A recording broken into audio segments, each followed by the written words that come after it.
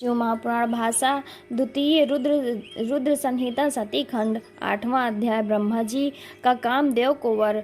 सूत जी बोले, हे ऋषियों, जब इस प्रकार प्रजापति ब्रह्मा ने कहा तब उनके वचन को सुनकर आनंद मग्न हो नारद जी ने कहा कि हे ब्रह्मन, आपको धन्यवाद है कि आपने शिव भक्ति वर्धक इस दिव्य कथा को मुझे सुनाया है जिसमें अरुंधति के दिव्य चरित्र वर्णित है। हे धर्मज्ञ, अब आप मुझे ये बतलाइए कि इसके आगे संध्या ने और क्या तप किए। सूत जी कहते हैं कि जब इस प्रकार नारद जी ने ब्रह्मा जी से पूछा तो उन्होंने कहा, हे विप्रेंद्र नारद, जब संध्या को देखने मात्र से शिव जी ने मुझे सृष्टिकर्ता को बहुत फटकारा था, तभी से शिव जी की माया से मोहित हो मैं उनसे ईर्ष्या करने लगा और इस चिंता में लगा कि इसी प्रकार के विकार में मैं इन्हें आबद्ध करूं। तब रति और मदन को देखकर मैं थोड़ा मदयुक्त हुआ दक्षादि अपने पुत्रों के पास गया और उनसे बोला कि मेरे दक्ष और मारीचादि पुत्रों, तुमको ज्ञात है कि स्त्री को देखने मात्र से शिवजी ने मुझे बहुत धिक्कारा था, जिसके दुख से मैं आज तक दुखी हूँ। अतः जैसे भी हो, जब महादेव जी स्त्री ग्रहण कर लें तभी मुझे शांति आवेगी। क्या तुम लोग मेरा ये कष्ट दूर करने के लिए कोई उपाय न करोगे? मुझे विश्वास है कि तुम मेरे योग्य पुत्र मेरा दुख अवश्य दूर करोगे। अच्छा, तो ये विचार करो कि त्रिलोकी में ऐसी कौन स्त्री है जो उनके मन में स्थित होवे और योग मार्ग को जानकर उनको मोहित कर लेवे, क्योंकि मैं जानता हूँ कि उनके मन को तो काम भी मोहित नहीं कर सकता और शिव योगी स्त्रियों के नाम को भी सहन नहीं कर सकता। फिर वो विवाह कर कैसे स्पर्श करेंगे? हे नारद, मैं अपने पुत्रों से ऐसा कह ही रहा था कि उसी समय रति सहित कामदेव वहां आ पहुंचा। तब मैंने उसकी प्रशंसा कर उससे कहा, हे कामदेव, तुम दोनों का दाम्पत्य जीवन बड़ा सुंदर है, अतः तुम विश्वकेतु नाम से प्रसिद्ध हो। हे वत्स, अब तुम जगत के हित के लिए शिव जी को मोहित करो, तुम्हारे सिवा दूसरा उन्हें मोहित नहीं कर सकता।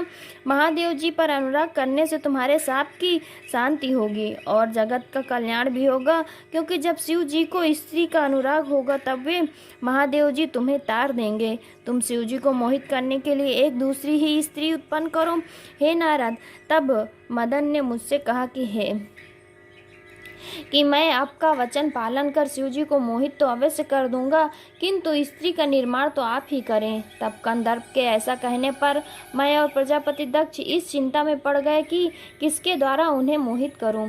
फिर वे चिंताग्रस्त मेरी और उनकी श्वासों से जो सुरभित वायु निकली उसने पुष्प समूहों से भूषित वसंत उत्पन्न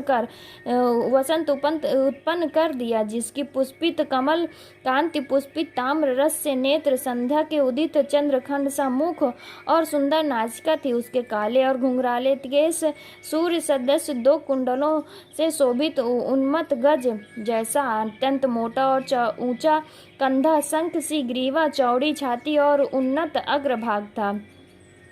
तब ऐसे सर्वांग सुंदर श्याम सर्व लक्षण संपन्न देखने योग्य सबको मोहित करने वाला काम वर्धक कुसुम सदृश वसंत के उत्पन्न होने पर सुगंधित वायु बहने लगी और वृक्ष पुष्पित हो गए, जिन पर बैठी हुई कोयलें पंचम मीठे स्वर से बोलियां बोलने लगी और स्वच्छ सरोवरों में कमल खिल गए। तब ऐसे श्रेष्ठ को अभिभूत हुआ देखकर मैंने हिरण्यगर्भ मदन से कोमल वचनों में कहा कि हे मन्मथ, तुम सर्वदा काम के सहचर हो, सब देवता तुम्हारी अनुकूलता करेंगे।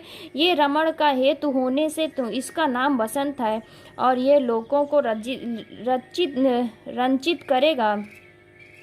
मलयाचल इसका श्रृंगार करेगा और तुम्हारा इसका सर्वदा मित्र भाव होगा तथा ये सदैव तुम्हारे वश में रहेगा। रति की विलवोकादि भावों से युक्त 64 कला तेरी प्रसन्नता करेगी। हे काम, तुम अपने इस बसंत आदि सहचरों सहित रति को साथ लेकर शिव जी को मोहित करने का उद्योग करो। फिर सपत्नीक कामदेव ने प्रसन्न होकर मेरे चरणों में प्रणाम किया और महादेव जी के स्थान को चला गया। इति श्री शिव महापुराण द्वितीय सती खंड का 8वां अध्याय समाप्त। भक्तजनों, हर हर महादेव।